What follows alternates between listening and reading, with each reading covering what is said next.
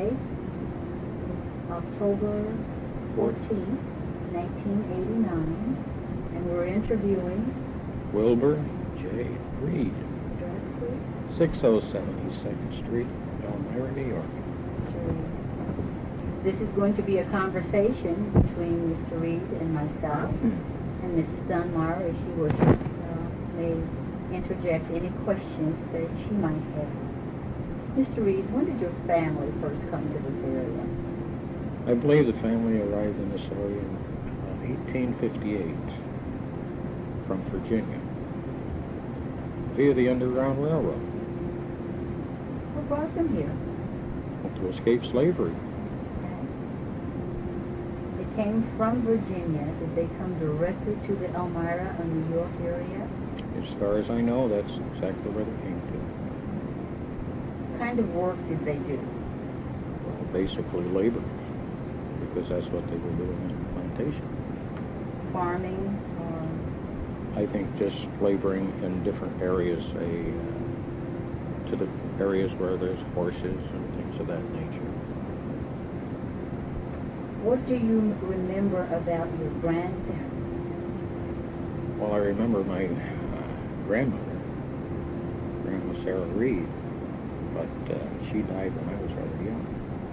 But I remember she was a tall person, very strong-willed, and needless to say, I was just a little intimidated by her. But you knew she was the boss. Did grandmother and grandfather reside with the immediate family, mom and dad? Were there separate living quarters? Well, there was separate living quarters. I think my father had purchased a house after marrying. We lived on Benjamin Street, 710. But Grandparents lived also there? no, the grandparents had a home here on 2nd Street. It's at 554 East 2nd Street. And they resided there. What do you remember about living styles as a child? Living styles as a child. Well, there was 4 of us in the family, and I was the youngest of 4. Sister Jenny, Sarah Jane, and Tommy Jr., Thomas J. Reid Jr. So we had a 3-bedroom house at the time, and it was just about right for a family at that time. How was your status compared to that of other blacks in the area? I don't understand. In terms of your living status, were you equated as being comfortable compared to maybe some for others? that era, and in the early 30s, it was pretty comfortable for us. Yeah. What occupation did your father have? My dad had, well, when I was younger, he was a deputy sheriff, and he was a turnkey at the county jail. And after that, he went to Remington Rand. Prior to that, he worked for American Bridge Company for a number of years. I believe as a draftsman. That's right, at the American Bridge Company. So his position as deputy sheriff was a later... That was later than the American Bridge Company. And then from there, he went to Remington Rand. When Remington Rand came to Elmira in 1936. Do you know, did he have full authority afforded him as deputy sheriff, or was that... No, his position there was just to be the lockup person at the jail. And he was the main security in the jail itself. Was he then kind of characterized as a leader in the black community in that role? Well, I guess you may assume that he had a fairly responsible job at that time. The early 30s was relatively a pretty secure job. How long was he in that job? Do you recall? Maybe been 3 or 4 years, I'm not sure. I was just a young person at the time. How was he received from the black community in terms of the respect, but was he also a voice for them? Well, he was pretty well respected as far as that goes. And he was a pretty good voice in the community. In many ways, he was active in politics. He sure knew where to get things done, how to get things done. And at that time, in the 30s, it was difficult for black people to achieve anything in this area or another area. Was that job by a political appointment, or was it? I think it was political appointments because of the fact that there wasn't a civil service test at that time. He knew a lot of politicians. He knew where a lot of bodies were buried, let's put it that way. That or not. Sure. How do you remember your childhood in terms of your identity with Dad having a role of being maybe a leading black in the community? Well, I don't know about leading black, but he was pretty strict about what he wanted you to do, and how it was to be done. Live by his rules, and you may not live at all. Okay. But that's consistent with most black families. I think early on there was a strictness, there were expectations, especially for blacks that wanted their children to be successful. That there was a tightness of reins. Oh yes. I'll tell you one situation that was rather interesting to me when I was 17 years old.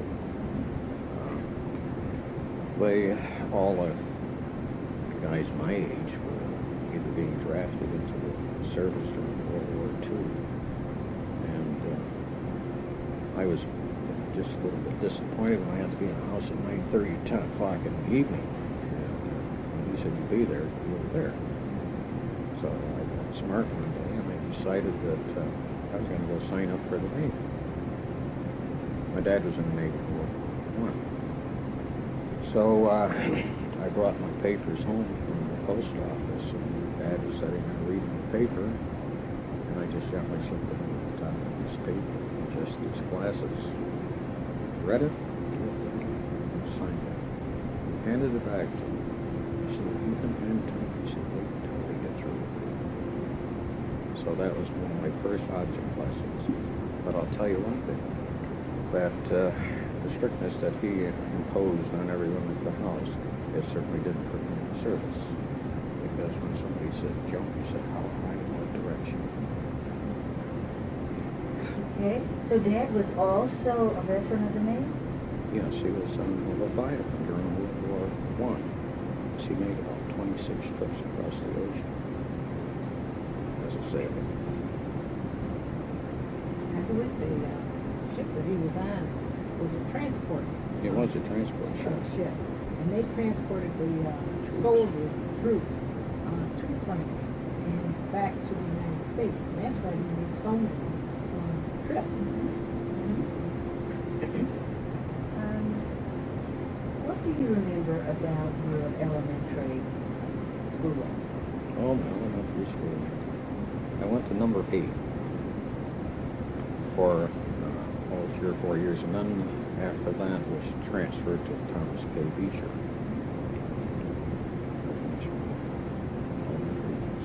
At Thomas K.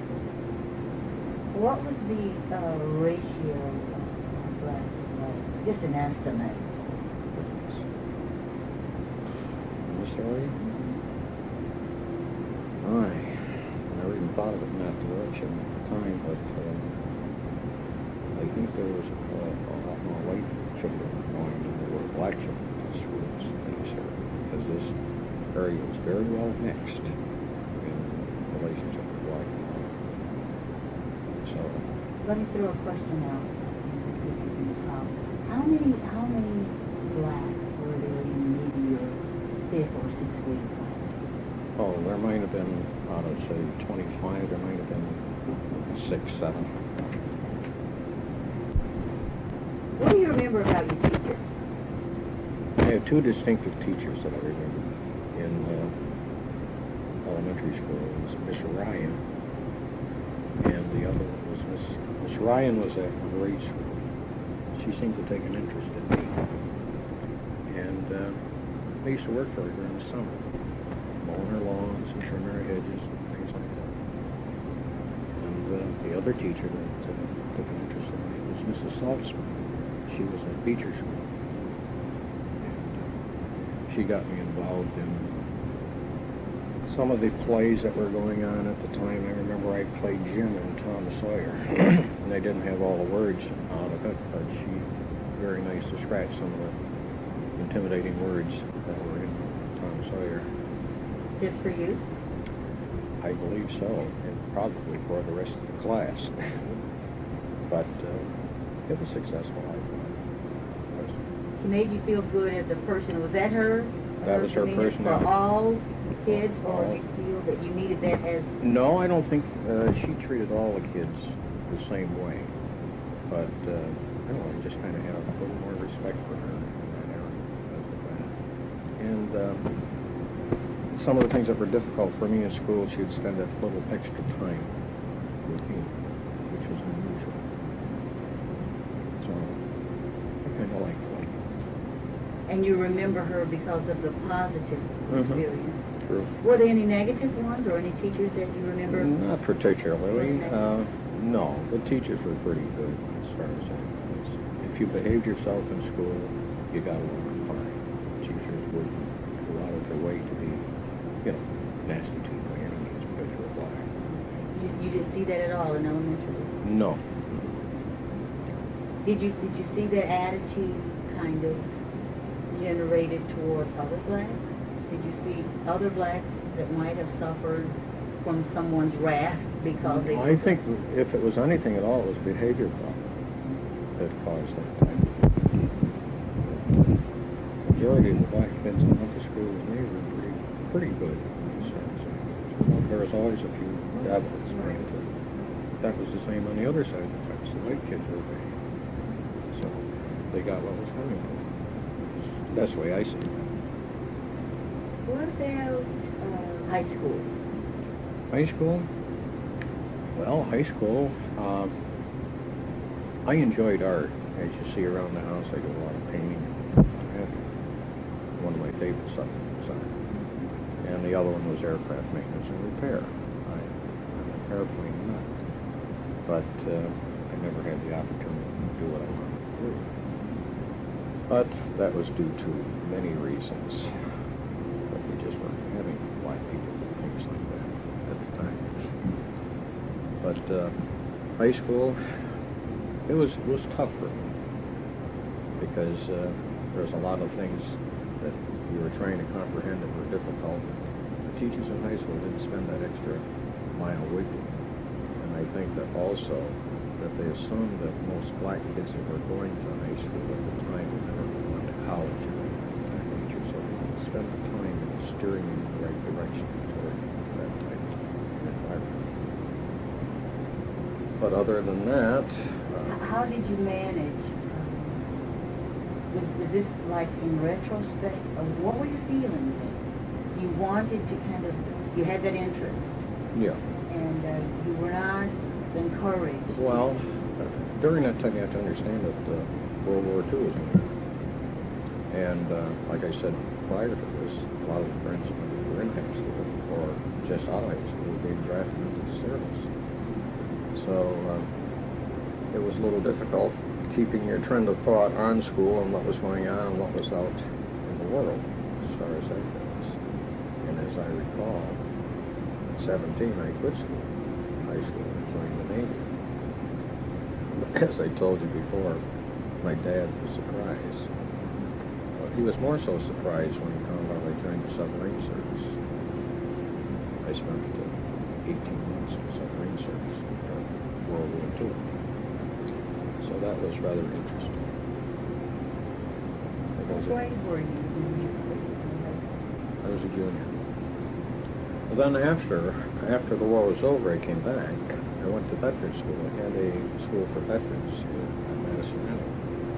And I was, at the time, I took up auto mechanics and what have you to complete the time that I needed. that was about it. And after that, I went to work at Remington Rand. My dad was able to get me a job at Remington Rand after hassling. Was that after 4 years in the service? No, I only had 18 years in the service. Because the war was over. In 46, I got out in September 46. Just before the Great Flood. Well, it was just after the Great Flood. It was after. How did you see Elmira in terms of the social dynamics of black and white after you came back from the service as opposed to before you left? That's interesting because we were talking about social aspect. There wasn't a great deal going on in Elmira at the time. Being 17 years old and being in the house at 10 o'clock in the evening. But the social life, primarily during the time I was in high school, was centered around the neighborhood house.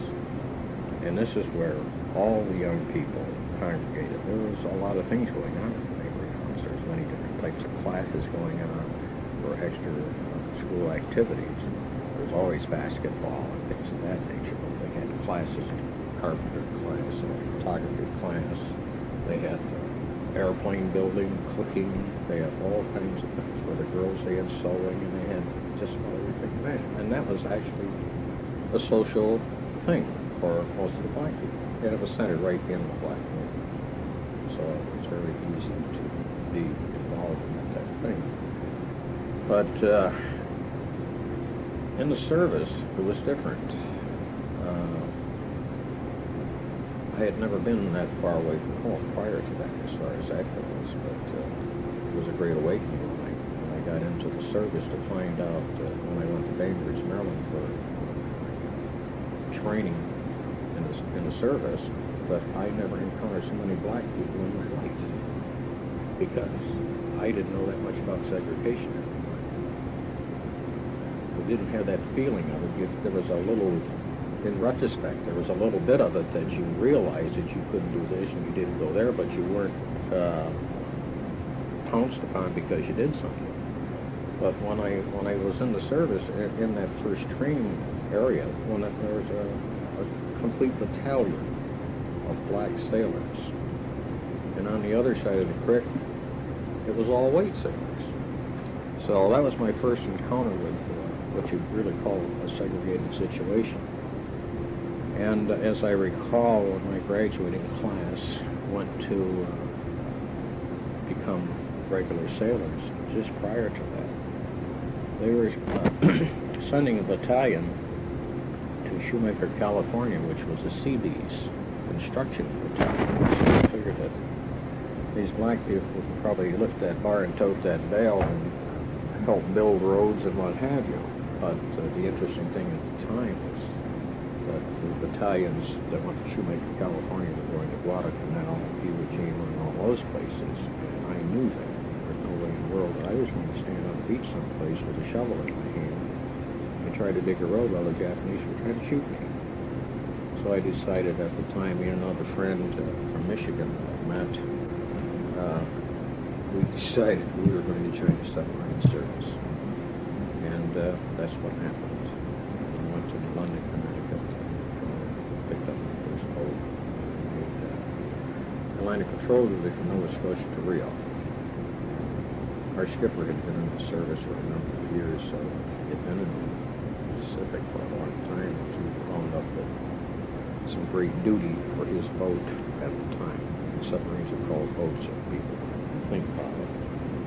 But in the wintertime, we used to work out of Rio, Panama, and Cuba. In the summertime, we worked out of Portsmouth, New Hampshire, Rhode Island. So it was almost like being on a nice tour.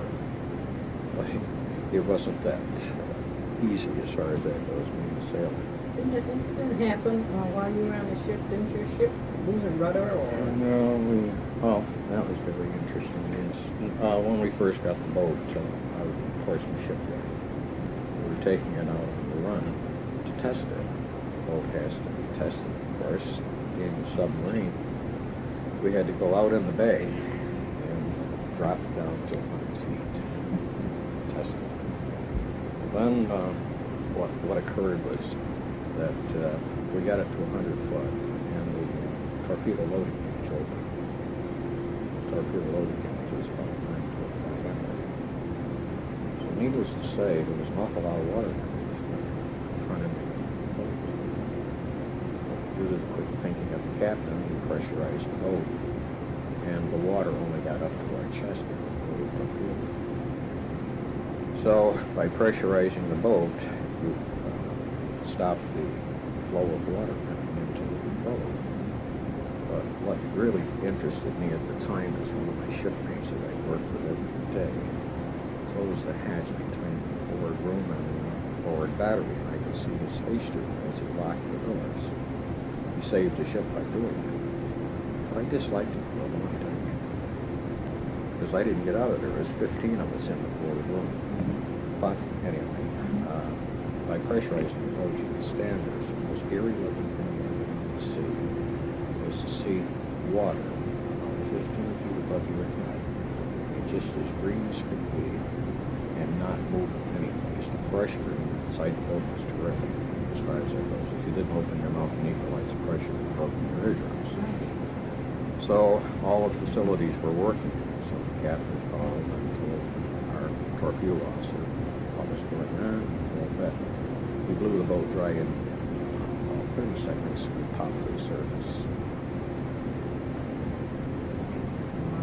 Well, that's not the only remarkable thing. After that, he decided, after they checked the boat out, that they would take the boat back down because they had to.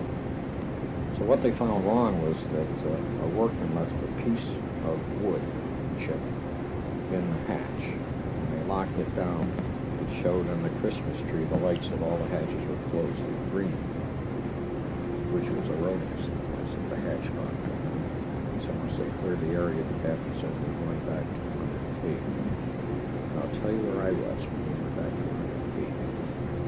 Standing next to the captain. He asked me, "What are you doing up here, Reid?" I said, "I was in the forward room the last time we went down and they filled up with water. I figured I'd stay here for you." He broke up laughing, and I stayed there. But anyway, that was almost the time that I decided I was going to retire from the Navy immediately. And that was it for 18 months? No, that was during that 18 During the months. 18 months. Having returned to Elmira with some goals for yourself, some experience of what the world was like to a great degree, what were your goals? Coming to Elmira, what was in place in terms of a way for you to go as a black man in Elmira? The first thing was really trying to get yourself a decent job. That was the big thing. Yeah, I worked for Remington Rand for, let's see, I think I went there in 1947. I left there in 1953. And the reason I left was to secure a more secure job, which my father always talked to us guys about security work. So prior to that, my brother Tommy, he took the test for the fire department, and he was awarded a job in 1952 as the first black fireman in the city of Elmira. So I had taken the test for the fire department and the police department, and I passed both of them. And my appointment to the police department came up in April of 1953. So I was the first black policeman in recent years. I believe there was Mr. Washington way back during 1894, 95, somewhere around there. I don't know how long Mr. Washington remained a policeman, but until then, from that period of time until I went into the police department in 53, there was never a black person. So anyway, I was appointed to the police department in 53. I stayed until 59, but during that period of time, I I made I was working part-time at the hospital as an orderly, disorderly. And anyway, during that period of time between, in fact, I got married to Beatrice Bonner, Petersburg, Virginia. And I said, that's ironic, because our family got married. But anyway, I got married, and I stayed in the police department until, like I said, 1959. And I was offered an opportunity at the hospital to start an oxygen therapy department. At the time in the hospital, I was working in their central service as an equipment person, handling the equipment going to the floors with the patients and all that. I became quite interested in some of the more technical pieces of equipment. So I had questioned one of the physicians, Dr. Toulouse, Donald J. Toulouse, about equipment that was in such disarray, and I just wondered if it ever even worked. And we had several discussions about it. And I was called up to the administrator's office. It was Bob Jones at the time. He asked me what I thought about the problem. I said, I'll tell you exactly what I think about it. He said, I upset Dr. Toulouse, his equipment. I said, somebody should be responsible for it. And I opened my mouth and I wound up being responsible for it. But that started my career in respiratory therapy. And from there, they sent me to Strong Memorial, which is part of the University of Rochester. And they had just started their first class in respiratory therapy. I was in the first class. There was probably 10 people at the most. I spent 3 months there. I lived in Rochester for that time period. And then went back to the hospital. Basically this was, I call early Stone Age in respiratory therapy, because there wasn't a great deal done at that point. And from there, I'd gone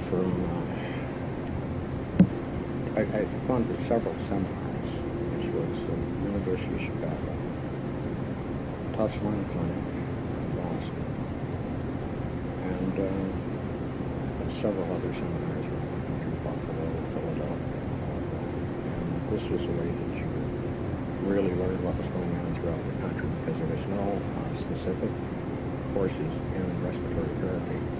In recent years, now you can get a degree in respiratory therapy, and many colleges have it. So that was the beginning of the end of my police department. Well, what happened at the time, I was guaranteed the same salary that I had in the police department, plus what I was making before, if I would leave the police department and come to the hospital. But I made an agreement with then Chief Golden and also City Manager Quinn that if it didn't work out within that year's period of time, I would be eligible to come back to the police department. So it was, to me, I thought a pretty even deal. It was up to me to accomplish what I wanted to do. And they agreed to that for They you? agreed to it, and it was on paper, it was signed.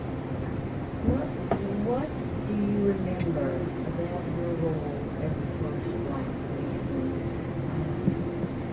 How did you relate to the black community? Was it different in terms of your relationship with the white community? Well, it was rather interesting because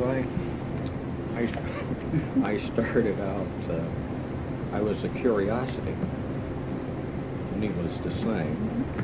My first assignment was down at the corner of Main and Water Street, which puts you right in the fish bowls, and there's a black car. So I spent a great deal of my time in the traffic area downtown, directing traffic and working in that particular area. And after about 6 months or so, I transferred from different posts in the downtown area. I guess they showed me around, I don't know. But what happened after that they found that I was able to do the job to their expectations. They allowed me to drive a patrol car. So I drove the patrol car on the south side of Elmira, which I used to call Little Ireland. So I drove the patrol car on the south side of Elmira, which was predominantly white and Irish. So it was rather interesting. I'm sure they all had heard about me, but the way I treated people, the way I wanted to be treated. If they were wrong, they were on their way to jail. But there was a difference in being a policeman then and now. A lot of times the things were taken care of right on the spot with the persons involved. And one of the judges at the time, Danny Donahue, he told me that an awful lot of the officers bring things to court that shouldn't be brought to court. He said you should be able to settle a great number of your discussions there. But he says if it ever gets out of hand, he said, make sure you have a good case to bring to court. So I believed it. That's the way it worked. And I had some difficult times from time to time, but it wasn't too bad. And after I had spent the time on the South Side, I had an incident I recall that happened up around Dickinson Street and Fifth Street in the black neighborhood. And it was rather interesting after driving for 2 years on the South Side that one Saturday morning they wanted me to walk a post, which is called Post 7, on between Clinton Street, Fifth Street, State Street, and Lake Street, which was predominantly black. But they had an incident that occurred where a black young man beat up a white person. And it was so simple that they wanted me to go up there to see if I could find out who did the job. So when I did appear on the scene in my pretty blue uniform, but prior to that, I told Sergeant Eddie Hart at the time, he says, Ed, why are you sitting out there? He says, the chief wants you to go. I says, I'm no different than you. I'm wearing a uniform. I'm a policeman. I said, if you think that they're going to tell me any more than they're going to tell you, you're foolish. I said, now it might be a different story if I had worked the area with those people like I worked the South Side driving a patrol car. I said, I could probably find out anything I want to know. So it was rather interesting. I went, as I walked down the street, one of my friends, it was Howard Coleman at the Green Pastures, which was on the corner of Fifth and Dickinson Street. He hollered out the door and said, hey, come on in here, officer. So I went in, and he broke up laughing. He said, I know why you're here. He says, we haven't seen you in a couple of years. I said, Howard, who did it? He says, you know who did it as well as I do. I says, well, I just wanted to know if you were the same person as I am. I said, well, I think I'll go up and see Brother Brown at this Barry's place. And the same thing occurred up there. It was a big joke. But this was the mentality of the people in charge at the City Hall. So, you know, it was rather stupid, but it was rather interesting also. But believe me, you know what happened after that? I was transferred to the back north across the river. I drove a patrol car on the east side south, which meant I had more contact with the people in this area. And so all of a sudden, the lights come on with the people downtown. That if you put a person in the area and he knows the people, he's going to get more information, and if he's going to be working with you. And the other thing is also is the fact that you can help people. And my idea of being a policeman is being able to help people. As I remember some of the old policemen years ago, if my brother and I ever got into any trouble, Jake Rhodey and some of the other guys would stop my dad and just tell him, these two guys were doing so and so. And when I got home, I wish I'd gone to jail. But this was a kind of, when you had a community relationship with the patrolmen and the people, then you're going to get more cooperation with directions. And to this day, I believe that if they put more walking people out on the street in the city, I don't care what city it is, they're going to have more information about the people, what their problems are, and finding a way to help these people, not just put them in jail. So that's my opinion. How were you perceived in the black community as a role model, or did you get any feedback? Oh, I used to get some feedback, you know. There was some resentment in many ways about me becoming a policeman, because they assumed that I'm a Well, I used to know what was going on in town. I figured that anytime something happened, why, oh, Reed, don't tell him nothing because he'll have you in jail. But until it became a problem for me when I was working that particular area, I says, everybody in town knows what's going on in this area. But I said, if you make it my problem as a patrolman on the street, then it's going to be your problem. And that's the way I dealt with it. So I after they saw me and they saw what I wouldn't take any foolishness from them, but I wasn't an overbearing person, I was able to work with the people pretty well.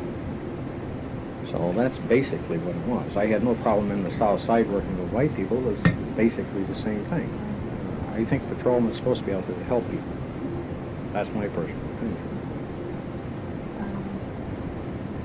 Just as maybe a comparative,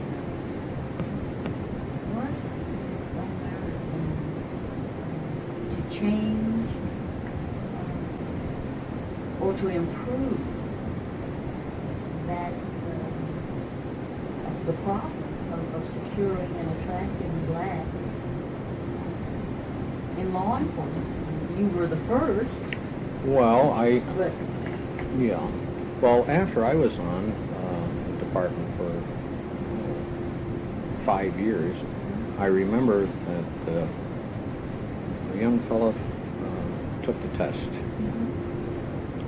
He lived on Sullivan Street. And he eventually was appointed to the police department. Also, Arthur Keith was appointed to the police department. Now, Arthur and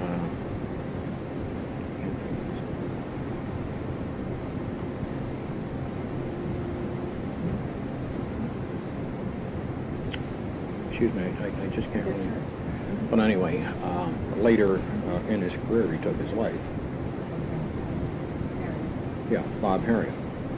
But Bob came on after I did, and then Arthur Keith came on shortly after that. And I believe following that, young Joe Munson became a policeman. I can't think of what years they were, but it was during the 60s. I don't know what occurred, but they didn't stay a long time. I think Bob stayed the longest. But there's so many things happening in the community and in the world as far as the change of attitudes and what have you. let's kind of tie into that, the things that were happening in the community and the world. And if you left in '59, Yeah. you might not have been in that position at the height of the civil rights movement. No, it wasn't. What did you see happening in Elmira?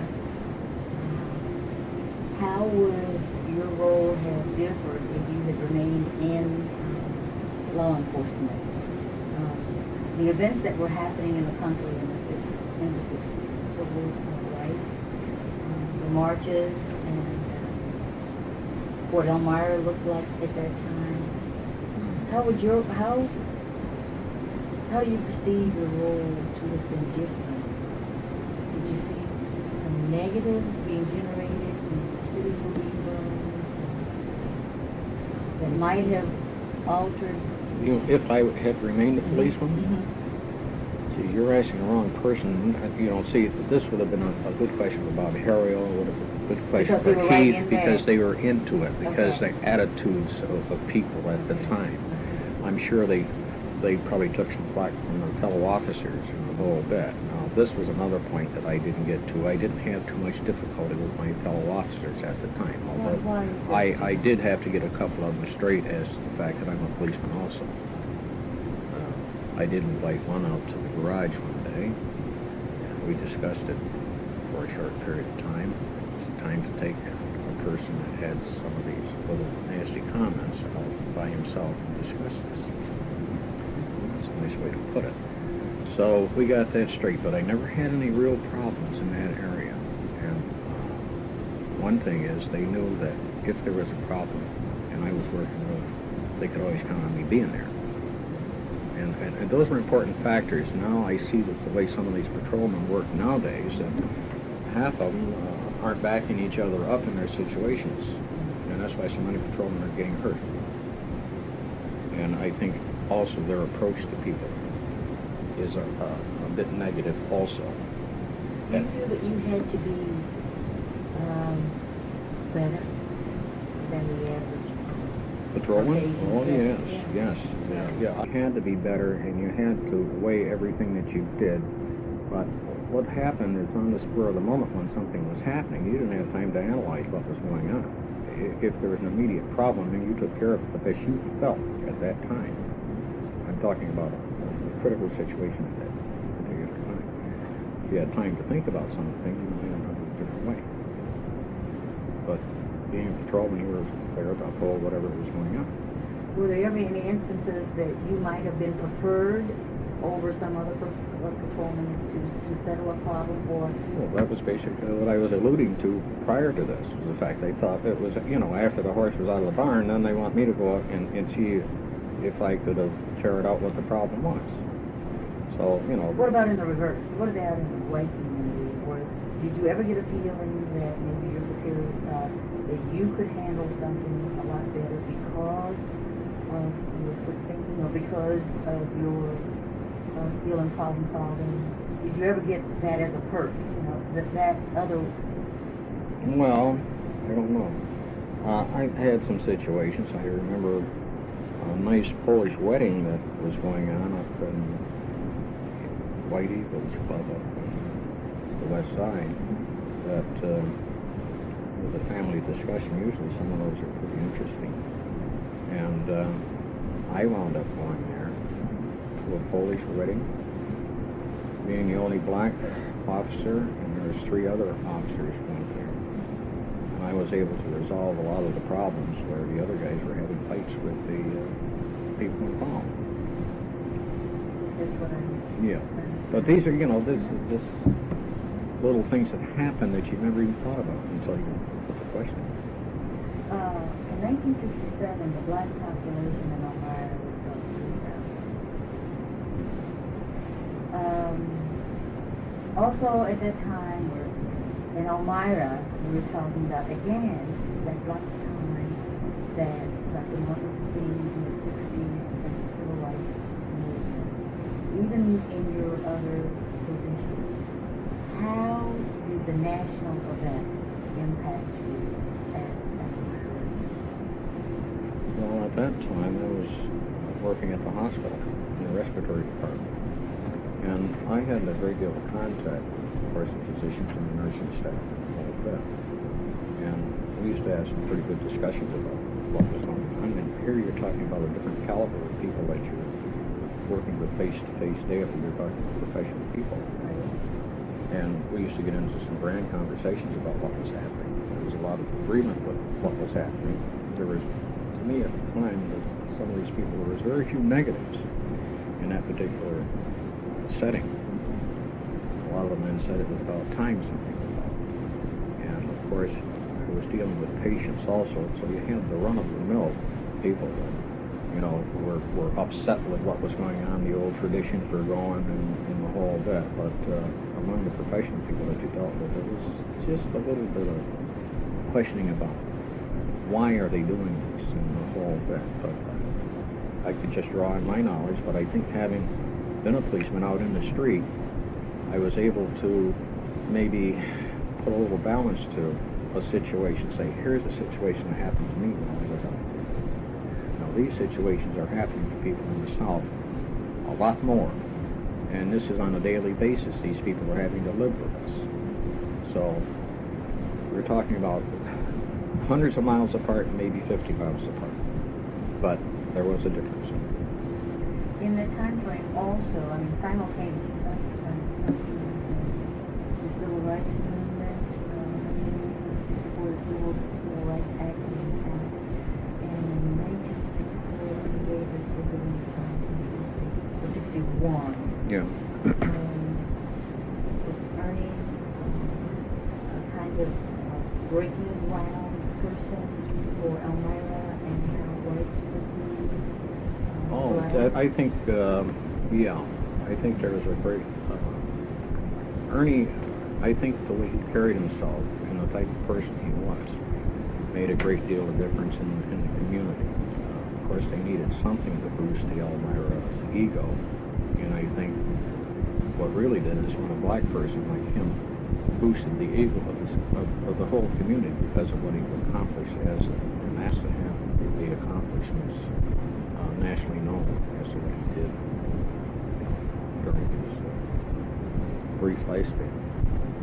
And beyond that, he was just a great kid. I remember when he was younger, as far as I could give him a change to his whole life. Were you also involved in coaching sports? No, I was, no. The only thing that I did is in, about the time just before they had the centennial, what was it, 1966, somewhere around there. Prior to that, myself and Duke Green, which he's not alive now, but we had a group of boys that we had trained into a marching unit. Queen City Lighters, and there must have been 20 young men between the ages of 14 and 18 years old, and we taught them how to drill, how to be showmen, and they had the rifles, the whole bit. It was a drill team, and they through the years accomplished a great deal. The black and white? All black. Yeah. And this was, I think it was just, I talked to some of these young men there now in their 40s that remembered what they had done at that time and what they learned about how to get things done, how to cooperate with each other, work together to accomplish something. What inspired you to do this? What inspired me to do this? I don't know. There was, I had some young boys of my own. Now, I have 8 children. So, we had some young men around that they were floundering. They didn't have anything to do, and it was one of those kind of things. Everybody doesn't play basketball or football. So the whole point was, what can these guys do that's going to, that they're going to be competitive in their area? So what we wanted to do at the time, what we couldn't afford, was we wanted to have a drum and bugle corps. But the expense of the drums and the bugles and everything else was a little bit out of sight. But we tried talking to some of the different fraternities around the area. We also talked to the city. We also talked to the neighborhood house about sponsors. So it didn't work out because there was quite a bit of money involved in the whole thing. So we decided on the lesser of that, having a good drill team, which we practice in the streets, we practice in the neighborhood house, we practice in the schoolyards and the whole bit. But the team had evolved into quite an outfit because we performed in the Laurel Festival down in Pennsylvania. We performed in Rochester at big Elks Club parades and the whole bit. We also up in Geneva and all around the area. How long were you in the Oh, it's probably about 5 years. How many? Oh, it was about 20 boys. That took a real high for black and a sense of belonging. Oh yes, and for them, for this area, there was it was unheard of. All these black children out there doing this, and then anytime they got in front of the judges stand to perform, which was always the thing, these guys were fantastic, and they always went first and second place. As I can remember, they never lost.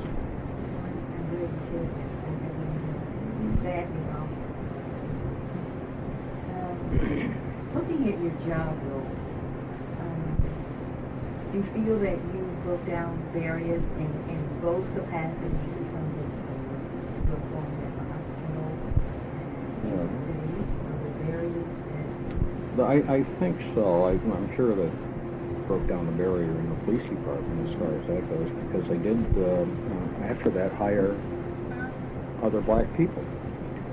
So that helped in that particular area, and after being at the hospital for a number of years, I know there was no black department head at the Onondaga Hospital, and apparently I must accomplish something there. And in '72, I was in charge of the respiratory department, also in charge of the clinical research lab, which we were preparing ourselves from 1969 through to '73. We were preparing ourselves to do open heart surgery. Now, the Onondaga was one of the first hospitals, non-affiliated with the university hospital, to do open heart surgery. In fact, I started the first respiratory department in Southern Tier. The only other one was in Rochester and Buffalo and Syracuse. So I feel those were accomplishments. But what happened, we did the first open heart surgery in 1973. And I was sent to Cleveland Clinic, and I spent 3 months out there. In fact, the 3 months I spent out there was during the time of the flood. I used to fly in here on Fridays and work on my house, to prepare the house, and then fly out Sunday night back to Cleveland to work with the people in the apartment. I did that for months. And then after that, of course, we did our first open heart surgery, and we had some pretty good successes. And I was the only one at the time able to run the heart-lung unit. And from about '75 is when I decided I had had it with that particular thing, because it was really, how do you want to say, when you had the lives of people in your hands daily, it did wear on you, and there was no one else that could run that particular machine. So I suggested to Dr. Bohr, that Al, I asked him one day, I said, Al, what would you do if I got hit by a truck? I says, how are you going to continue your program? He said, I never thought about it. I said, well, you have to think about it. Because I says, if I get sick, you have to cancel your program. So I guess I woke him up. Then we started training someone else to do the work. And after we got someone trained, that's when I had some offers from several other respiratory companies that wanted me to leave the hospital to represent them in this area. So in '75, I decided that it's time to give it up. I left the hospital and I went to work for Green and Kellogg, which was one of the premier respiratory companies in the country. They had 40 stores, and they had several hospitals that they did respiratory work in. So I went to work for them as a salesman. I sold respiratory anesthesia. I went through the Southern Tier between Cornell and Sydney and Binghamton. And I did that for 11 years. In your work and profession and job, let's look at this social. Were you impacted at all by personally as an Elmira resident? Again, you went to work, you be kind of fulfilled and setting goals for yourself, and you were reaching a lot of those things. But that's from the Elmira perspective.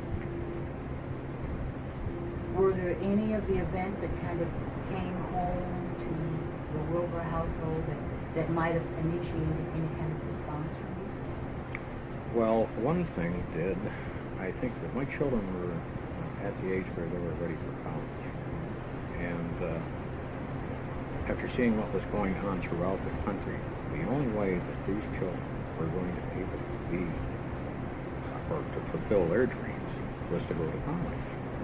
And that was the biggest thing, is to get them to school, get their education. And my wife and I spent a great deal of time counseling the kids on what to do and trying to get them into schools. Out of 8 children, we've had 6 of them go to college. One in and out of college now. So that was one of the biggest impacts, is get the education. Now they're opening fields that you can get into.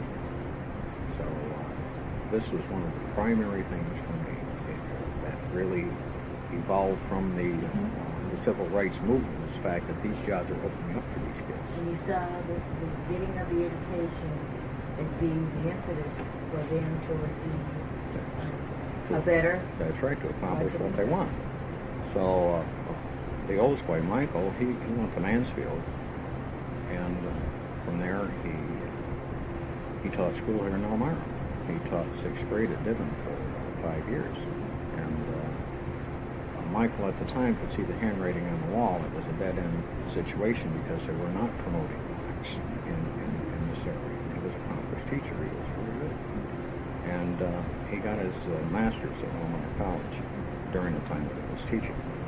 And what happened after that was the fact that he had an offer to go to Portland University to work in their the program getting kids into school. I can't think of the name of it. But he did that for a couple of years. And then he was asked by Cornell to come over there to work in their program. From there he went to Industrial and Labor Relations at Cornell. So he had the basis for getting something accomplished. Now he could see where he was going. He was making the steps to what he wanted to do. So what happened in that particular area with the Industrial Labor Relations, that he was sending juniors, seniors out to different manufacturers throughout the country for placement. And what happened many times when he went out with the children, he was hit on by many corporations. So Levi Strauss of San Francisco hit on him, and he accepted.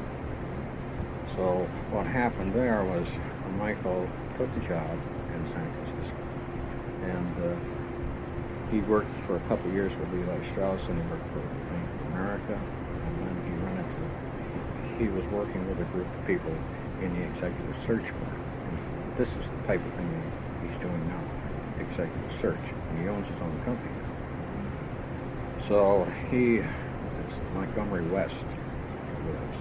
Is that in California? Yeah, it's in San Francisco. And he's been doing that for a number of years now, and he's preparing now to open an office in New York, as well as his San Francisco office. Is that goal for your children being directly related to the civil rights movement? Where do you see civil rights headed? How do you equate progress? I think there's been a regression in the civil rights due to many things that's happened in the last 8 years. From, I think the Reagan era, to me, has set the civil rights back a great deal. And it seems as though they're just nipping at little things, because I think that the blacks are starting to accomplish a great deal more than they expected, if they're allowed to do what they're capable of doing. And there's so many little nitpicking things that they're not allowing.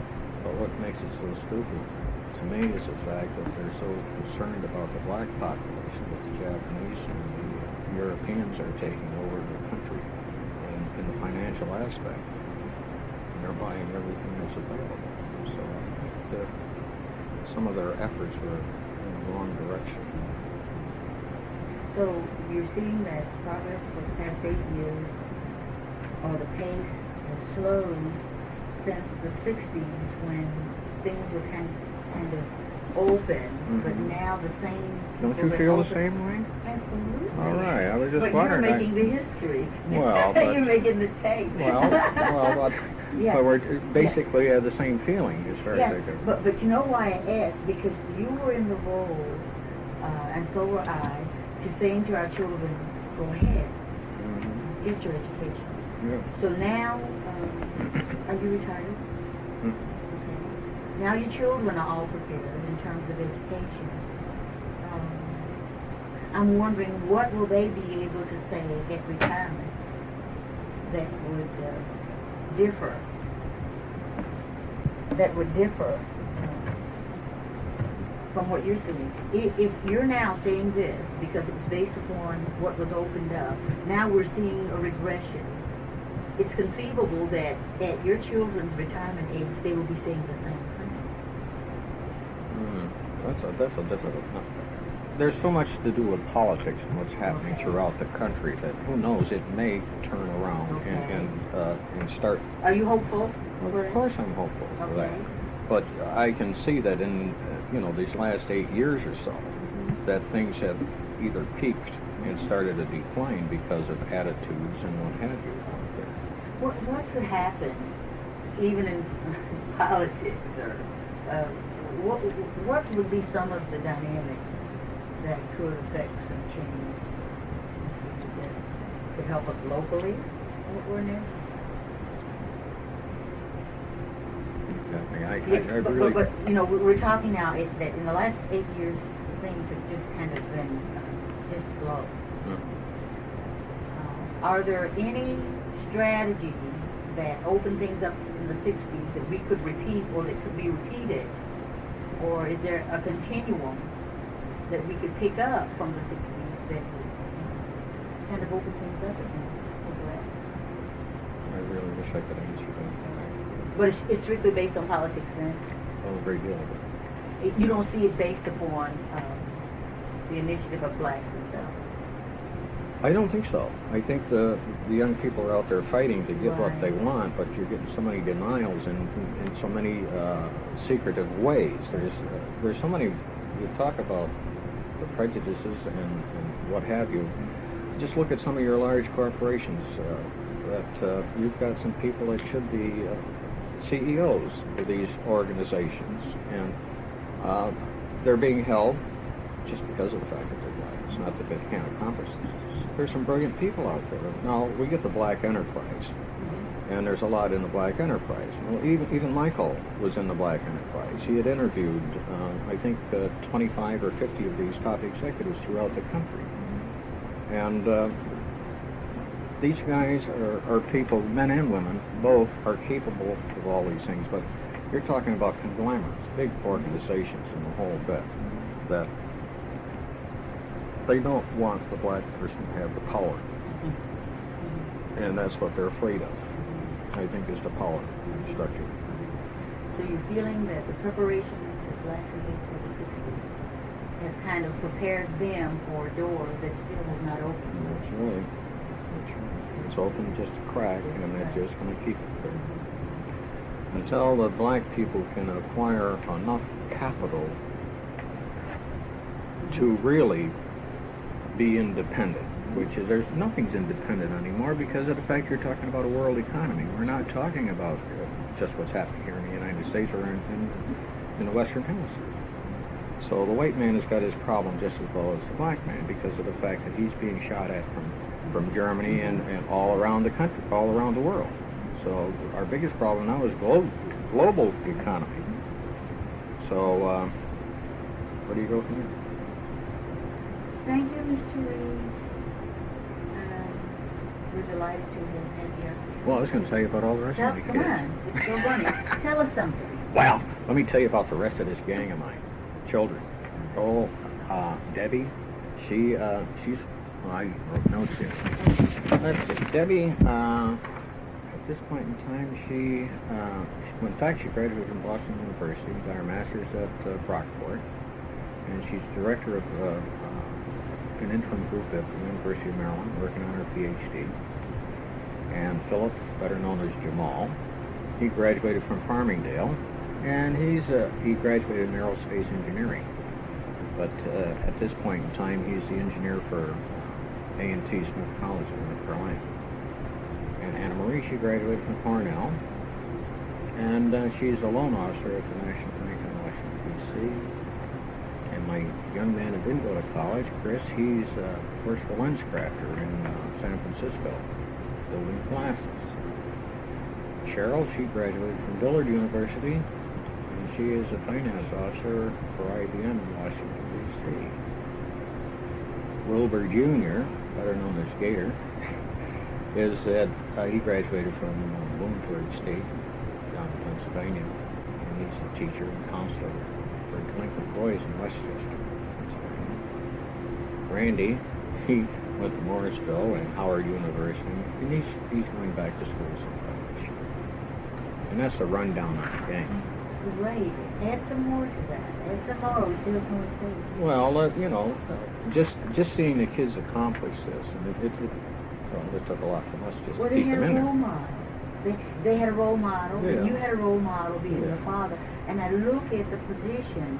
But see, Mama was the one that kept beating him on the head. Oh, really? Oh, Mother, she, you know, she's a stickler when it comes. She used to spend more time in the counselor's office in high school. See, too many kids were led down the garden path in high school. I mean, they assume, even back to this day, and even back when we were in school, that these kids are not going to go to college. So they're given junk courses, and you know, they don't get.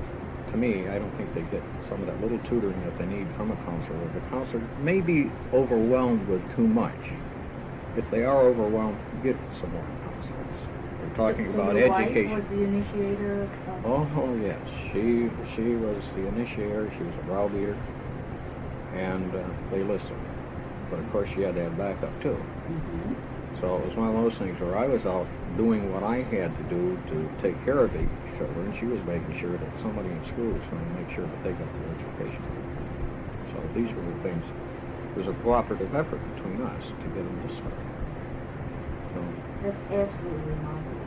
well, that's about the size of it. Oh, that's a big size. Yeah. That is remarkable. I commend you. I know how proud you are. Oh yeah. Yeah. Do they all come home with a property? Oh, well, we do have them home from time to time. Sometimes it's like having a hotel here. But the two kids on the West Coast, they don't get here to go out. Do you go out there? Well, I've been on a couple of times. But, Michael's been out there 10, 12 years. What could you do to help me in my role at Beecher School to encourage our black children? Can black children take off on their own if the parents are not there with them? I mean, can children come up like Jesse Jackson, for instance? I don't know how his mom was there. Mm-hmm. Jesse says often he did not have a father. Could you provide a role model yourself to some child who might have some abilities, but no one to say you can do it? What could you do now? I don't know. You know, there's probably things I could. I never even thought of them. One of the things I think that way back when the kids were younger, and we're talking about the 20 boys that were involved, there was a lot of the kids that didn't have fathers and what have you, and what they needed is somebody in authority to say, this is what you're going to do, and this is how it's going to be done. And I got that from you-know-who.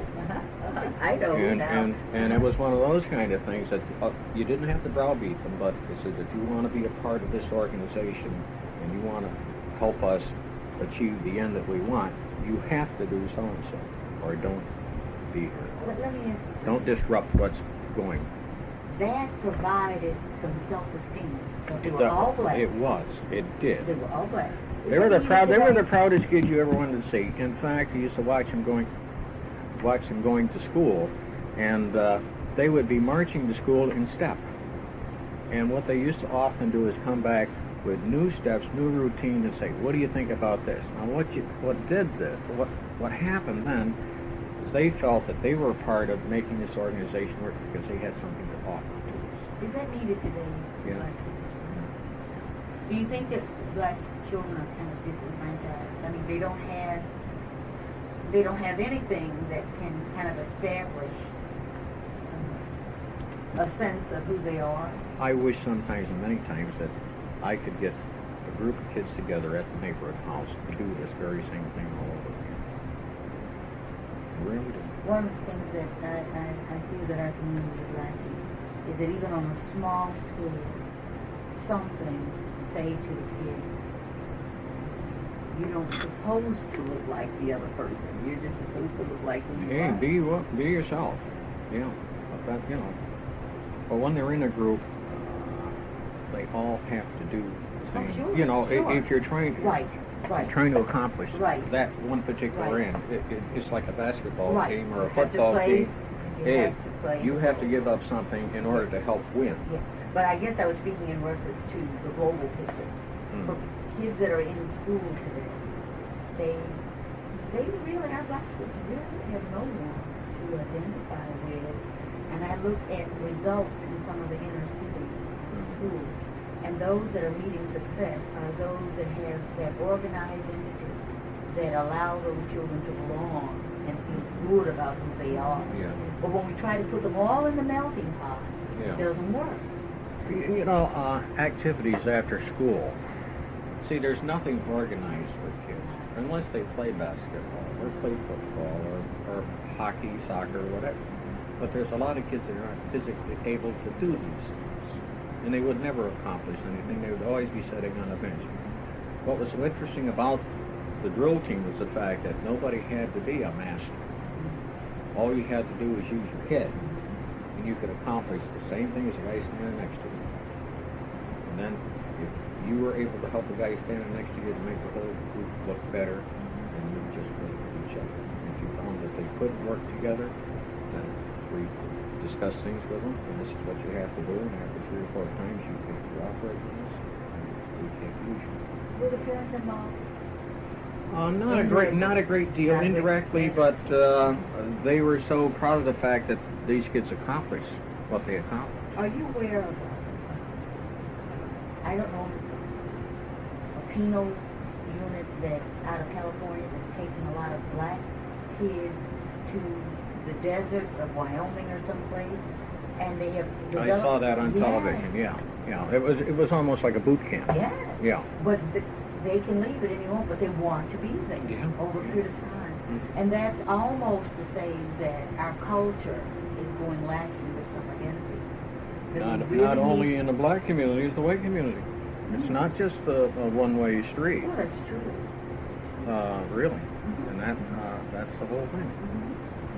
I think the boob tube has disrupted a great deal in society Oh. as far as that goes, because there's too many people trying to identify with people on the tube, and Not yet. no. Again, I thank